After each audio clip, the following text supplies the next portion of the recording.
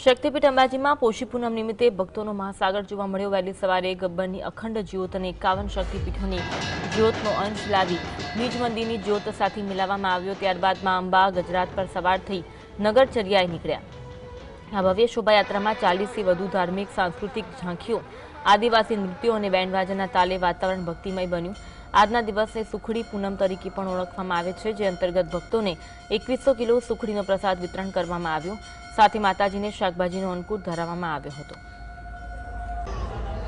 સવારે ગબ્બરની અખંડ જ્યોતમાંથી જ્યોત લાવી ગર્ભગૃહમાં રહેલી માતાજીની અખંડ જ્યોત સાથે મિલાવવામાં આવેલી છે અને શક્તિદ્વાર ખાતે માતાજીની સવારી ગજરાજ ઉપર સવાર થઈને નીકળે એ પહેલા ચોકના અંદર માતાજીની ભવ્ય મહાઆરતીનું આયોજન કરેલું છે અને હાલ આરતી થઈ અને માતાજીની શોભાયાત્રા લગભગ 40 કરતા વધુ ઝાંખીઓ સાથે અંબાજીના નગર માર્ગો ઉપર ફરી રહી છે અને ઠેર ઠેરથી ઉમટી પડેલા ભક્તોને માતાજી દર્શન આપવા માટે વર્ષમાં એકવાર આ રીતે નીકળે છે।